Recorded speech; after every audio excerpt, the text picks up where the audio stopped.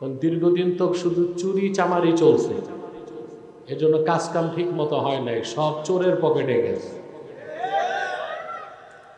সে যাই হোক, এখন যারা আসতেছে তারাও আবার দরবেশ আউলিয়া কেরাম থাকবে না, তাদেরকেও দেখে শুনেই রাখতে হবে।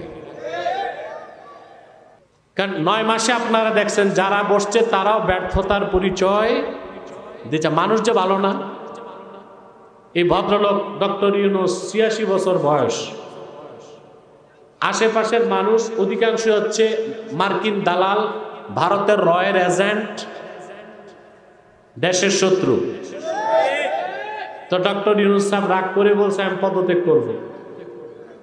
এই মুহূর্তে পদত্যাগ করলে বড় ধরনের সমস্যা হবে। একটা প্লেন আকাশে উঠছে, মাঝ আকাশে যাওয়ার পর পাইলট বলতেছে যাত্রীরা আমি প্যারাশুট দিয়া লাফ দিতেছি, আপনারা প্লেন সামলান। এটা যেই রকম অবস্থা, ডক্টর ইউনূস সাহেব এখন যদি বলে আমি পদত্যাগ করব, এটা অভিমান করে বলুক আর আসলেই বলুক, ওই রকম অবস্থা না। না, আপনাকে সেফ ল্যান্ডিং করতে হবে। ইসলামিস্ট, রাইটিস্ট, দেশপ্রেমিক ভালো কিছু মানুষদের উপদেষ্টা পরিষদ সাজান। আপনার পদত্যাগ করতে হবে না, এই ভাঙ্গা প্লেন চালায় নিতে পারবেন ল্যান্ড করার আগ পর্যন্ত।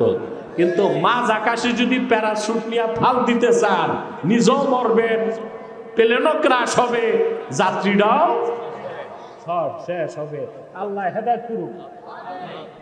আর যদি উনি পদত্যাগ করে, এই বিপর্যয়ের জন্য তারা দায়ী হবে যারা তাকে দায়িত্ব দিচ্ছে। কারণ দায়িত্ব দেওয়ার আগেই বোঝা দরকার ছিল যিনি অর্থনীতিবিদ, রাজনীতি বুঝে না, বয়স হয়ে গেছে, তারে না দিয়ে রাজনীতিবিদ একজনকে দেওয়া দরকার ছিল, ঠিক না? দেশ সংস্কার করতে পাকিস্তান পন্থাও বাদ দিতে হবে, ভারত পন্থাও বাদ দিতে হবে, মার্কিন পন্থাও বাদ দিতে হবে, ইসলামের পন্থা গ্রহণ করতে হবে। কোনটা? তাকওয়া ভিত্তিক সমাজ ও রাষ্ট্র গঠন করতে হবে। তাকওয়া ভিত্তিক। এখন তাকওয়া ভিত্তিক সমাজ গঠন করতে তো তাকওয়াবান লাগবে। কথা বলেন, কি লাগবে? সেজন্য আমাদের পরামর্শ, আপনার উপদেষ্টা মণ্ডলীতে যত দালাল আছে ভারতের আর আমেরিকার, এটি বাদ দেন। আলেম ওলামা পীর মাশায়েখদের থেকে উপদেষ্টাদের সংখ্যা বাড়ান, ইসলামপন্থীদেরকে কাছে টানেন, কোরআন সুন্নাহর নীতি কিছু গ্রহণ করুন। বাংলাদেশের সংস্কার যেটা 12 মাস লাগার কথা 12 ঘন্টায় করা তা সম্ভব হবে। আমাদের সমাজ আর রাষ্ট্র গঠন করতে হবে তাকওয়া ভিত্তিক, ঠিক কিনা বলেন? যারা কষ্ট করে আজকের এই মহতী মাহফিলে উপস্থিত হয়েছেন, স্বেচ্ছায় সানন্দে স্বতঃস্ফূর্তভাবে মনের আনন্দে, তাদের সকলকে আমার পক্ষ থেকে হৃদয় নিংড়ানো ভালোবাসা, শুভেচ্ছা এবং অভিনন্দন জ্ঞাপন করছি। সবটুকুন শুকরিয়া আল্লাহ সুবহানাহু ওয়া তাআলার জন্য, যিনি আজকের বরকতপূর্ণ মাহফিলে আমাদেরকে আসার বসার তৌফিক মেহেরবানি করে ভিক্ষা দান করেছে। সেজন্য আসুন আমরা সকলে একবার অবনত চিত্তে হৃদয়ের আবেগ অনুভূতি উজাড় করে সমবেত কণ্ঠে বলি আলহামদুলিল্লাহ। অগণিত অসংখ্য দরুদ ও সালাম আল্লাহর সৃষ্টির প্রধান আকর্ষণ, বিশ্বসভার সভাপতি, সকল নবী রাসূলগণের মাথার তাজ, শামসুল হিদায়াত, বদরুদ্দুজা, সৈয়দুস সাকালাইন, ইমামুল মুরসালিন, খাতামুন নবিয়্যিন ওয়াল মুরসালিন, আফতাবে নবুওয়াত, শাহনশাহে রিসালাত, সরকারে দো জাহান, সুলতানুল মদিনা, নবিয়ুল আম্বিয়া, হুজুরে আকরম, নূরে মুজাসসাম, নূরুন আলা নূর, সৈয়দিনা হাবিবিনা শফিঈনা মাওলানা মুহাম্মদ সাল্লাল্লাহু আলাইহি ওয়াসাল্লামের উপর আল্লাহ তাআলা যাকে আজ থেকে প্রায় ১৫০০ বছর আগে প্রেরণ করেছেন, সর্বশ্রেষ্ঠ ও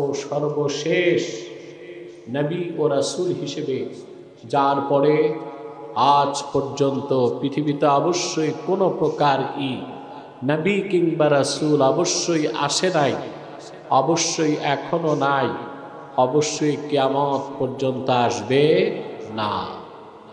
সম্মানিত সুধী, আমার আসার কথা ছিল বাদে আসর, তা আপনাদের এই পথঘাট এই ঘুরতে ঘুরতে আমার 3-4.5 ঘন্টা চলে গেছে। প্রত্যন্ত অঞ্চলে আমি রাতে যাই না, দিনেই যাই। আপনাদের মরহুম পীর সাহেব আল্লামা আব্দুল হাই সাহেব রহমতুল্লাহ খুব বেশি মহব্বত রাখতেন আমার সাথে, সেই দিকটা লক্ষ্য করে আমি এসেছি। ওনার সাহেবজাদা বর্তমান দায়িত্বশীল, তাকে যথেষ্ট স্নেহ করি আমি তাকে। সব কিছু বিবেচনায় নিয়ে আমাকে আসতে হয়েছে, কিন্তু খুব কষ্ট হয়েছে আমার আসতে।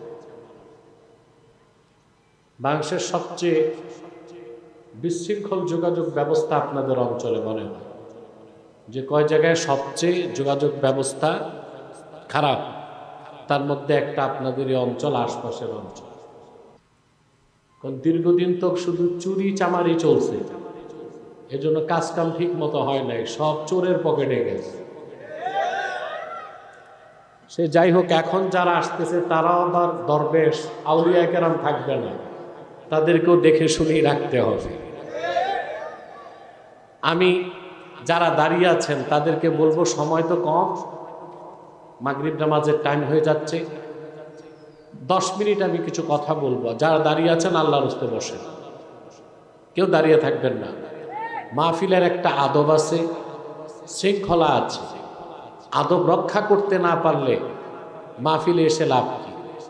কেউ দাঁড়িয়ে থাকবেন না, ফাঁকা জায়গাগুলো পূরণ করে বসেন। বাম পাশে যারা, আপনারাও।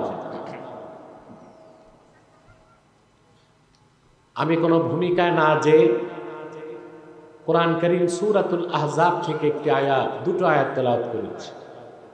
খুব সংক্ষেপে কিছু কথা বলি, প্রস্তুত আছেন? আল্লাহ তাআলা বলেন, ইয়া আইয়ুহাল্লাযীনা আমানুত্তাকুল্লাহা ওয়া কুলু কাওলান সাদীদা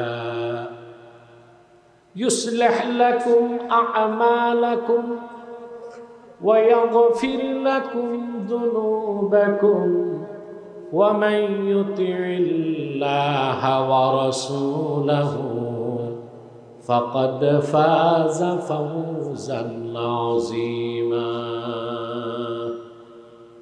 আল্লাহ তাআলা বলেন, সাউন্ড তো কমে গেছে, মাইকম্যান সাউন্ড বাড়াও। কিছুই চলে না ঠিক মতো, পিছনে হরেন চলতে হবে 2টা। আল্লাহ তাআলা বলেন, ইয়া আইয়ুহাল্লাযীনা আমানুত্তাকুল্লাহ, হে ঈমানদারগণ তোমরা আল্লাহকে ভয় করো। কাকে? ওয়া কুলু কাওলান সাদীদা, আর সত্য কথা, হক কথা বলো। আমাদের মুসলমানদের মধ্যে এই 2টা জিনিসের অভাব। আমাদের অন্তরে আল্লাহর ভয় নেই, সেজন্য আমাদের সমাজে খুন খারাপি আছে, চুরি ডাকাতি আছে, দুর্নীতি আছে, সন্ত্রাস আছে, সহিংসতা আছে, আছে না? আমরা আমাদের চরিত্রটাকে ঠিক করতে পারি নাই, তাকওয়ার অভাবে। কিসের অভাবে? 2 নাম্বার, ওয়া কুলু কাওলান সাদীদা, আল্লাহ বলেছেন তোমরা হক কথা বলো। কুলু কাওলান সাদীদা আই আল কাওল আল্লাযী লাইসা ফীহি ইওজাজ। ডান পাশে একটা হরেনের আওয়াজ আছে, ওটা ঘুরাই দিতে বলো, ডান পাশ থেকে। আর যে কথায় কোনো বক্রতা নাই, স্বার্থ রক্ষা নাই, পিঠ বাঁচানো নাই, হক কথা, তা বিনা দ্বিধায় বলো। সুবহানাল্লাহ। কয়টা হুকুম?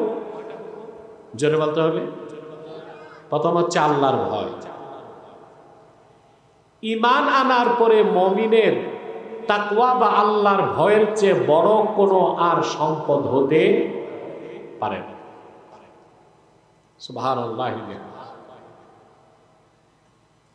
তাকওয়াকে বলা হয়েছে মিলাকুল হাসানাত ওয়া রাসুল ইবাদাত।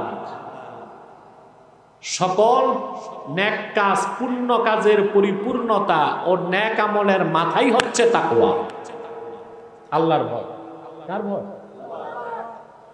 মুফাসসিরগণ লেখেন, আল্লাহ রাব্বুল আলামিন কোরআন কারীমে নামাজ পড়ার আদেশ করেছেন ৮০ বারের বেশি, আর তাকওয়া বা আল্লাহকে ভয় করার কথা বলেছেন ২৫০ বারের বেশি।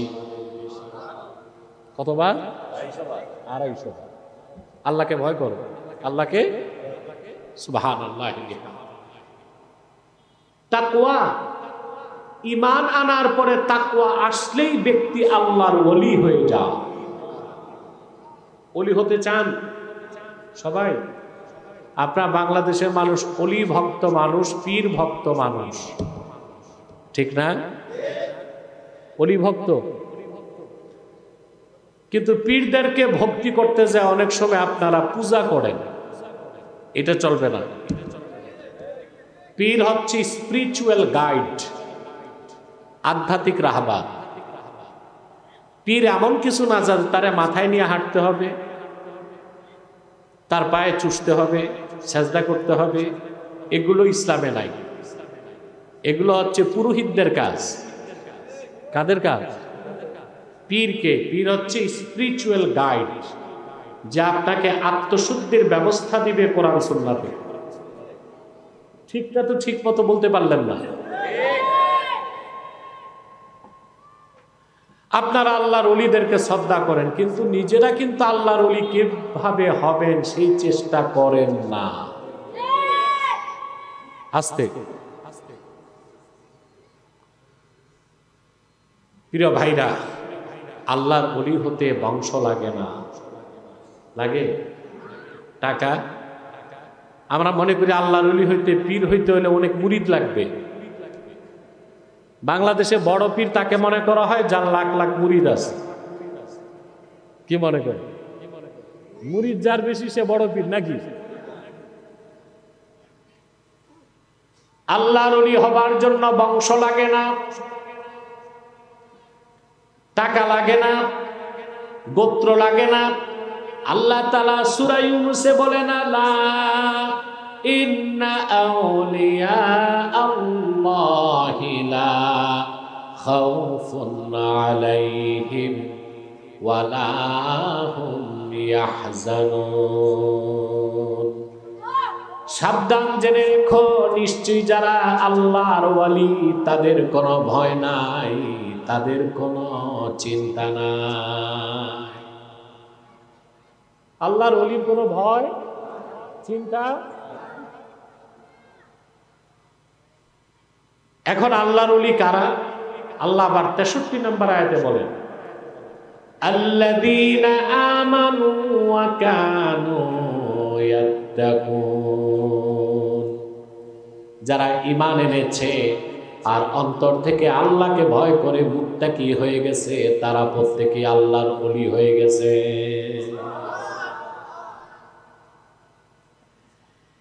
এই আয়াতের ব্যাখ্যায় হাফেজ ইবনে কাসির রাহমাতুল্লাহ লেখেন, মান কানা মুমিনান তাকিয়া কানা লিল্লাহি ওয়ালিয়া। মুহাম্মদ সাল্লাল্লাহু আলাইহি ওয়াসাল্লামের প্রত্যেক সেই উম্মত যার ঈমান আছে আর অন্তরে তাকওয়া আছে, সে লোকটাই আমার আল্লাহর কাছে ওলি হয়ে গেছে। ওলি হতে কয়টা জিনিস লাগবে?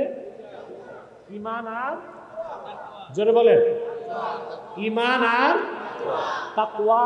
এখন আমাদের একটা আছে, ঈমান আছে, কি আছে? এখন ওলি হইতে লাগবে আর কয়টা? ওইটার নাম কি? এটাই তো আমার আলোচ্য বিষয়। এখন আসেন, তাকওয়াটাই মানুষকে আল্লাহর ওলি বানায়, তাকওয়াটাই মানুষকে চরিত্রবান বানায়। যার তাকওয়া যত বেশি, সে আল্লাহর নৈকট্য তত বেশি পায়। আল্লাহর কাছে কার টাকা আছে, পয়সা আছে, বিত্ত বৈভব আছে, এগুলোর কোনো মূল্য, সুবহানাল্লাহ। আল্লাহ পাক কোরআন কারীমে ইরশাদ করেছেন, ইয়া আইয়ুহান নাসু ইন্না খালাকনাকুম মিন যাকারিন ওয়া উনসা وجعلناكم شعوبا وقبائل لتعارفوا إن أكرمكم عند الله يتقاكم আল্লাহ রাব্বুল আলামিন বলেন, হে মানব জাতি, আমি তোমাদেরকে একজন পুরুষ আর একজন নারী থেকে সৃষ্টি করেছি। পুরুষটার নাম কি? জোরে। নারীটার নাম হাওয়া না, হাওয়া, বিতাশদীদ লাইসা বিতাখফিফ। আল্লাহ বলেন একজন পুরুষ একজন নারী থেকে আমি তোমাদের সৃষ্টি করেছি, অতঃপর বিভিন্ন বংশ গোত্রে তোমাদেরকে বিন্যস্ত করেছি যেন পরস্পর পরস্পরকে চিনতে পারো। ইন্না আকরামাকুম ইনদাল্লাহি আতকাকুম, নিশ্চয় তোমাদের মধ্যে আল্লাহর কাছে ওই লোকটার দাম বেশি, মর্যাদা বেশি, যার তাকওয়া বেশি।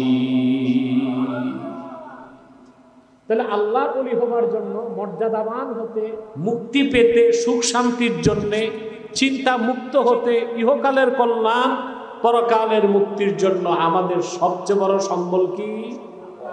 তাকওয়া। সুবহানাল্লাহ বলবেন।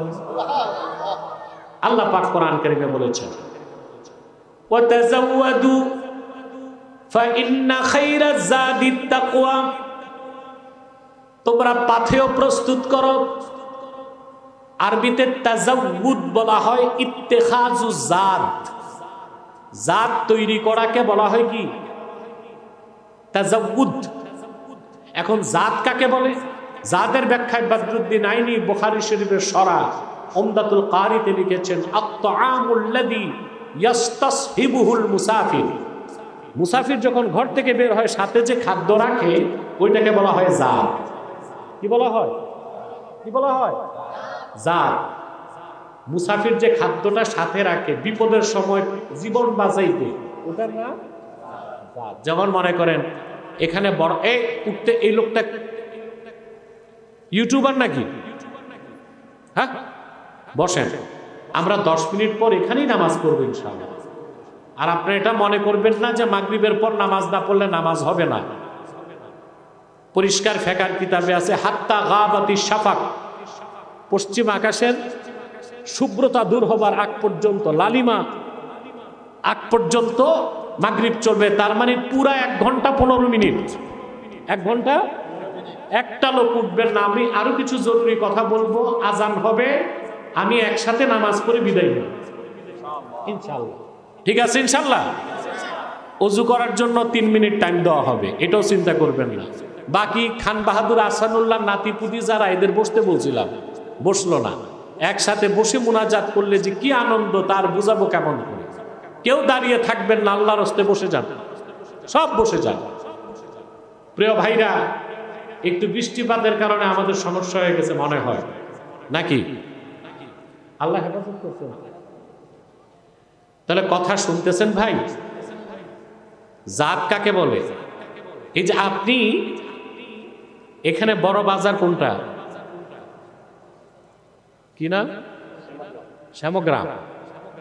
এখানে বসে সকালে নাস্তা করছেন, 3টা পরোটা খাইছেন, ডিম খাইছেন, এটা তো আম। এটা কি? আর 3টা পরোটা পকেটে নিয়েছেন, ঢাকা যাবেন, পথে খাইতে, ওইটা কি? ওইটা জাত। ওটা কি? মূলত আল্লাহ তাআলা হাজীদেরকে নির্দেশ করছেন ওয়াতাযাওয়াদু, অর্থাৎ তোমরা যারা বাইতুল্লাহর হজে যাবা পাথেয় খাদ্য সম্বল প্রস্তুত করো। এই জন্য রাসূল কারীম সাল্লাল্লাহু আলাইহি ওয়াসাল্লামের নূরের জামানায় সাহাবায়ে কেরাম শুকনা গোশত, ছাতু এগুলো সাথে নিতেন। হুকুমটি হাজীদের জন্য খাস, বাকিদের জন্য আম, কারণ আমরা প্রত্যেকেই মুসাফির, দুনিয়ায় আমরা সফরে আছি। আমরা ছিলাম আলামে আরওয়াহে, ওখান থেকে এসেছি এটা আলামে আসবাব। আসবাব দুনিয়াতে আছি, এখান থেকে চলে যাব আলামে বারজাখ, কবরের জগতে। ওখান থেকে চলে যাব আলামে মাহশার, হাসর ময়দানে। ওখান থেকে দুইটা গন্তব্য, ইমানদাররা যাবে আল্লাহর জান্নাতে আর কাফের মুশরিক বেঈমান যাবে জাহান্নামে। তখন সফর শেষ। তখন সফর, এখন কি শেষ না সফর চলতেছে? ছিলাম আত্মার জগতে, আসছি দুনিয়ার জগতে, যাব কবর জগতে, উঠব হাসর জগতে। ওখান থেকে দুইটা ডেস্টিনেশন, একটা জান্নাত আর একটা জাহান্নাম। আমরা জান্নাতে যাব, সফর শেষ। কাফেররা জাহান্নামে যাবে, সফর শেষ। তো এখন তো সফরে আছি, এখন পাথেও লাগবে। কথা বলেন। আরে ভাই, শীতকালে আপনারা ঢাকা গেলেও তো পাথেও নেন, খাবার দাবার, সুইটার। বরিশালের মানুষ খেতা বালিশ, যে এলাকার মানুষের যে অভ্যাস। বরিশালের কেউ থাকলে রাগ টাগ করেন না, ওনারা মন্ত্রী এমপি হইল খেতা বালিশটা সাথে থাকে, এটা একটা ট্র্যাডিশন। কি বলেন? আর ময়মনসিংহের মানুষ মন্ত্রী এমপি হইল দেশ থেকে আসার সময় চিরা মুড়ি আর পিঠা এগুলো সাথে নিবে। আপনারা কিনেন জানি না, আল্লাহ ভালো জানেন, কিন্তু সফরে যেতে আপনাদের পাথেও বা সম্বল লাগে কিনা? এখন যে সফর, দীর্ঘ পথ পাড়ি দিয়া আমরা আমাদের বাড়ি পৌঁছব। বাড়ি কই?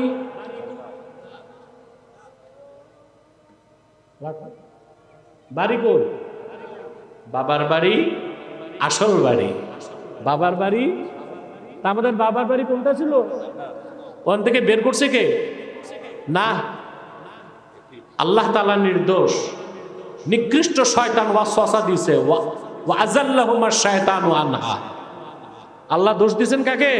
শয়তানকে। আদমকেও দোষ দেন নাই আল্লাহ। অথবা আমরা না বুঝে যেন হযরত আদমের শানও বেয়াদবি না করি। কথা বুঝতে পারছেন? কথা শুনতেছেন? নিজের বাড়ি, বাপের বাড়ি, নিজের বাড়ি, বাবার বাড়ি, আসল বাড়ি। এখানে যে লোকটা বরিশালের, যদি জিজ্ঞেস করেন বাড়ি কই, বলবে পট্টাখালী। নোয়াখালীর মানুষকে যদি জিজ্ঞেস করেন ভাই তোমার বাড়ি কই, বলবে আড়বাড়ি, সোনাইমুড়ি। ঠিকানা দেয় কোনটা? দেশের বাড়ির কথা। কোন জায়গার কথা? আমার বাবার বাড়ি, আপনার বাবার বাড়ি। আল্লাহ রাব্বুল আলামিন বলেন, وَقُلْنَا يَا آدَمُ اسْكُنْ أَنْتَ وَزَوْجُكَ الْجَنَّةَ وَكُلَا مِنْهَا رَغَدًا حَيْثُ شِئْتُمَا وَلَا تَقْرَبَا هَذِهِ الشَّجَرَةَ فَتَكُونَا مِنَ الظَّالِمِينَ। আল্লাহ রাব্বুল আলামিন বলেন, আমি আদম আর হাওয়াকে বললাম, আদমকে বললাম, রে আদম, তুমি তোমার স্ত্রী হাওয়াকে নিয়ে পরমানন্দে জান্নাতে বসবাস করো, যা খুশি তা প্রাচুর্যের সাথে খাও। এই একটা বৃক্ষের কাছেও যেও না, গেলে তোমরা জালেমদের কাতারে শামিল হয়ে যাবা। বাড়ি ছিল কই? শয়তান বের করছে। এখন বাড়িতে পৌঁছার আগ পর্যন্ত সফর আছে না নাই? আপনি যে ঘর থেকে বের হন, আবার বাড়িতে আসার আগ পর্যন্ত আপনি কি? মুসাফির। তবে ফেকার ভাষায় মুসাফির হইতে দূরত্ব আছে। মাসিরাতু সালাসাতি আইয়ামিন ওয়া লায়ালিহা, 3 দিন 3 রাতের পথ। 3 দিন, এটা ফেকার কিতাবে হেদায়েতে কুদুরিতে কানজুদ দাকায়েকে 48 মাইল লেখা নাই। ওখানে আছে মাসিরাতু সালাসাতি আইয়ামিন ওয়া লায়ালিহা, 3 দিন 3 রাতের পথ। ফকিহগণ গবেষণা করে দেখছেন 1 দিন 1 রাতে 16 মাইল যাওয়া যায়। তো 3 দিনে 3 16 48। এই জন্য কেউ যদি তার ঘর থেকে 48 মাইল বা তার চেয়ে দূরে যাবার এরাদা করে বের হয়, ঘর থেকে বের হয়ে তার স্টেশন বা বাজার পার হওয়ার সাথে সাথে সে মুসাফির। আবার সে তার মহল্লায় ঢোকার আগ পর্যন্ত কি? মুসাফির। তা আমাদের বাড়ি কই? আসি কই? বাড়িতে পৌঁছার আগ পর্যন্ত। আর কিসমত খারাপ হইলে আর বাড়ি ফেরা যাবে না, জাহান্নাম। নাউজুবিল্লাহ বলে। এখন আমাদের কি পাথেয় লাগবে এই দীর্ঘ সফরে? ওইটা কি? ফাইন্না খাইরাজ যাদিত তাকওয়া, সেটা হচ্ছে সর্বোত্তম পাথেয় হচ্ছে তাকওয়া। বলেন সুবহানাল্লাহ। তাকওয়া শব্দটার উৎপত্তি ওয়া ইন্না লাফজাত তাকওয়া মাখুজাতুন মিনাল ওয়াকায়া। ওয়াকায়া শব্দ থেকে তাকওয়া, ওয়াকায়া শব্দ থেকে তাকওয়া। এর মানে ওয়াকায়াতুন নাফস আনিল মাআসিম, ওয়াকায়াতুন নাফস আন নারি জাহান্নাম, গুনাহ থেকে নিজকে বাঁচায় রাখা। আর গুনাহ থেকে নিজকে বাঁচায় জাহান্নাম থেকে বাঁচা, এটাকে বলা হয় ওয়াকায়া। ওয়াকায়া থেকে তাকওয়া, যার তাকওয়া আছে তারে বলা হয় মুত্তাকি।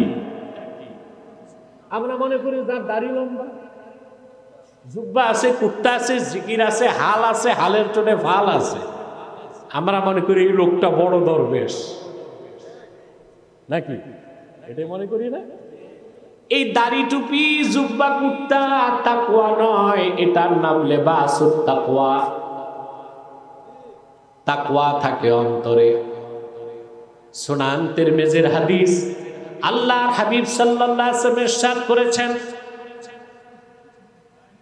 সুবহানাল্লাহ, আত-তাকওয়া হাহুনা, আত-তাকওয়া হাহুনা, আত-তাকওয়া হাহুনা, ওয়া আশারা ইলা সাদরিহি সালাসা মাররাত। আমার নূর নবীজি মুহাম্মদ সাল্লাল্লাহু আলাইহি ওয়াসাল্লাম সাহাবায়ে কেরামকে বলেছেন, সাহাবীরা তাকওয়া এখানে, কোথায়? তাকওয়া এখানে, তাকওয়া এখানে। নূর নবীজি মুহাম্মদ সাল্লাল্লাহু আলাইহি ওয়াসাল্লাম এই কথাটা বললেন 3 বার, আর আঙ্গুল দিয়ে ওনার নূরের সিনা মোবারকের দিকে ইশারা করলেন 3 বার। তার মানে প্রত্যেকটা মানুষের বাম বুকের 2 আঙ্গুল নিচে একটা গোশতের টুকরা আছে। কি? কল্ব, কল্ব, কালব না। কালব অর্থ খারাপ, কুত্তা, উচ্চারণ শুদ্ধভাবে করতে হবে, কল্ব। এটা অনেক পিসাব উচ্চারণ ভুল করে। কি করে? ঈমান আমল সব নষ্ট হয়ে যাবে উচ্চারণ ভুল হইলে। কালব মানে কুত্তা, আর আপনার অন্তর হচ্ছে কল্ব।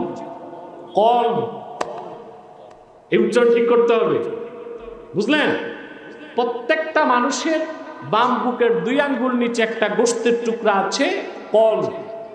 হার্ট, হৃদয়, দিল, হৃৎপিণ্ড, মন, হার্ট, কোনটা বুঝছো? একটারই ভিন্ন ভিন্ন ভাষায় ভিন্ন ভিন্ন নাম। আমার নূর নবীজি মুহাম্মদ সাল্লাল্লাহু আলাইহি ওয়াসাল্লামের হাদিস থেকে আমরা শিক্ষা পাই, এই গোশতের টুকরা অন্তরে আল্লাহর ভয় যখন সৃষ্টি হয়, ওইটার নাম তাকওয়া, ব্যক্তির নাম মুত্তাকি। আল্লাহর ভয় যখন অন্তরে তৈরি হয়ে যায়, ওই লোকটা আর নামাজ ছাড়তে পারে না, সুদ খেতে পারে না, ঘুষ খেতে পারে না, চুরি করতে পারে না, পাল্লায় ওজনে কম দিতে পারে না, পারে জেনা ব্যভিচার করতে পারে না। আল্লাহর ভয় তাকে রক্ষা করবে, বলেন সুবহানাল্লাহ। আজকে বাংলাদেশে চলতেছে রাষ্ট্র সংস্কারের কি চেষ্টা, কথা বলেন, কি দিয়া করবেন ভাই? একটা লোক বিষ খাইছে, হ্যাঁ, তাকে প্রপার ঔষধ না দিয়া যদি আবার বিষই খাওয়ান, ভালো হবে? হ্যাঁ, তা আপনার দেশ সংস্কার করতে পাকিস্তান পন্থাও বাদ দিতে হবে, ভারত পন্থাও বাদ দিতে হবে, মার্কিন পন্থাও বাদ দিতে হবে, ইসলামের পন্থা গ্রহণ করতে হবে। তাকওয়া ভিত্তিক সমাজ ও রাষ্ট্র গঠন করতে হবে, তাকওয়া ভিত্তিক। এখন তাকওয়া ভিত্তিক সমাজ গঠন করতে তো তাকওয়াবান লাগবে, কথা বলেন, কি লাগবে? কারণ 9 মাসে আপনারা দেখছেন যারা বসছে তারাও ব্যর্থতার পরিচয় দিচ্ছে। মানুষ যে ভালো না। এই ভদ্রলোক ডক্টর ইউনূস 86 বছর বয়স, আশেপাশের মানুষ অধিকাংশ হচ্ছে মার্কিন দালাল, ভারতের রয়ের এজেন্ট, দেশের শত্রু। তো ডক্টর ইউনূস সাহেব রাগ করে বলছে আমি পদত্যাগ করব। এই মুহূর্তে পদত্যাগ করলে বড় ধরনের সমস্যা হবে। আমি আমার কালকের লেকচারে বলেছি, একটা প্লেন আকাশে উঠছে, মাঝ আকাশে যাওয়ার পর পাইলট বলতেছে, যাত্রীরা আমি প্যারাশুট দিয়া লাফ দিতেছি, আপনারা প্লেন সামলান। এটা যেই রকম অবস্থা, ডক্টর ইউনূস সাহেব এখন যদি বলে আমি পদত্যাগ করব, এটা অভিমান করে বলুক আর আসলেই বলুক, ওই রকম অবস্থা না? না, আপনাকে সেফ ল্যান্ডিং করতে হবে। সেজন্য আমাদের পরামর্শ, আপনার উপদেষ্টা মণ্ডলীতে যত দালাল আছে ভারতের আর আমেরিকার, ইনি বাদ দেন। আলেম ওলামা পীর মাশায়েখদের থেকে উপদেষ্টাদের সংখ্যা বাড়ান, ইসলামপন্থীদেরকে কাছে টানেন, কোরআন সুন্নাহর নীতি কিছু গ্রহণ করুন। বাংলাদেশের সংস্কার যেটা 12 মাস লাগার কথা 12 ঘন্টায় করা তা সম্ভব হবে। আমাদের সমাজ আর রাষ্ট্র গঠন করতে হবে তাকওয়া ভিত্তিক, ঠিক কিনা বলেন? কিন্তু সংস্কারের নামে কি হচ্ছে এখন? প্রথম আসছে নারী সংস্কার।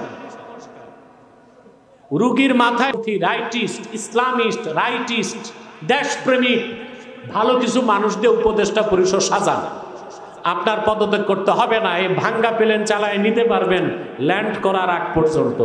কিন্তু মাঝ আকাশে যদি প্যারাশুট নিয়ে ফাল দিতে চান, নিজেও মরবেন, প্লেনও ক্রাশ হবে, যাত্রীরাও সব শেষ হবে।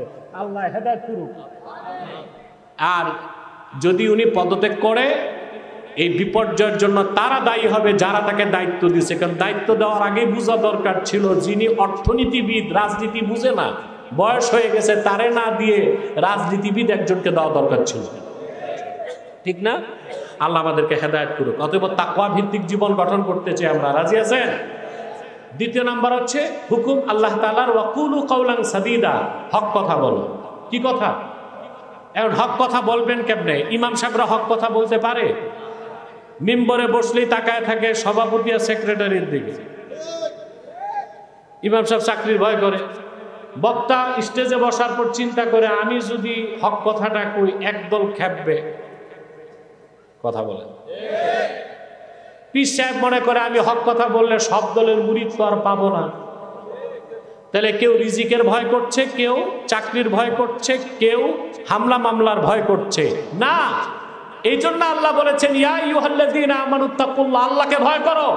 আর যে আল্লাহকে ভয় পায়, মৃত্যুকে সে ভয় পাইতে পারে না। এই জন্য আল্লাহ বলেছেন ওয়াকুলু কাওলান সাদীদা, হক কথা বলো। আল্লাহর জন্য হক কথা বলার তৌফিক আমাদেরকে দান করো। আসুন আমি একটু সালাত ও সালাম করে দোয়া করে দেই। আলহামদুলিল্লাহ আমাদের প্রয়োজনীয় সব কথাই হয়ে গেছে। আমি আল্লামা আব্দুল হাই আল মাদানী রাহমাতুল্লাহ খুবই সাদামাঠা একটা মানুষ ছিলেন, ঠিক না? কথা বলে না। জীবনযাপনটা ছিল খুব সাদাসিধা, একদম প্রকৃত সুফি দরবেশ যেভাবে চলতেন আমি দেখেছি তিনি সেভাবেই চলেছেন। আলহামদুলিল্লাহ তার যোগ্য সন্তান আপনাদের প্রিয় ভাই আবু আহমদ আব্দুল্লাহ মোহাম্মদ তাকি মাহমুদ, আমি বাল্যকাল থেকে তাকে আদর করি। ওনার বাবা ওনাকে আলেম বানায় গেছে, আলহামদুলিল্লাহ। তো যোগ্য পিতার যোগ্য উত্তরসূরি, দায়িত্ব যে নিয়েছেন আপনারা খুশি? সবাই নৈতিকভাবে আর্থিকভাবে থাকবেন সাথে। মরহুম পীর সাহেব রহমতুল্লাহ যে প্রতিষ্ঠান করে গেছেন দারুত তাসকিয়া, এখন তো মাদ্রাসাও আছে, জায়গা ভরাট কিছু করে যেতে পারে নাই। আমি দোয়া করে যাব আজকে মরহুম পীর সাহেবের যে স্বপ্ন একটা মাদ্রাসা করার, উনি জায়গা দিয়ে ভরাট করে গেছে। বাকি ইনশাল্লাহ তাকির নেতৃত্বে আপনারা মাদ্রাসা দাঁড় করাবেন। রাজি আছেন? কারা কারা একটু হাত তুলে দেখান। এলাকাবাসী পূর্ণ সহযোগিতা করবেন, পারবেন তো ইনশাল্লাহ?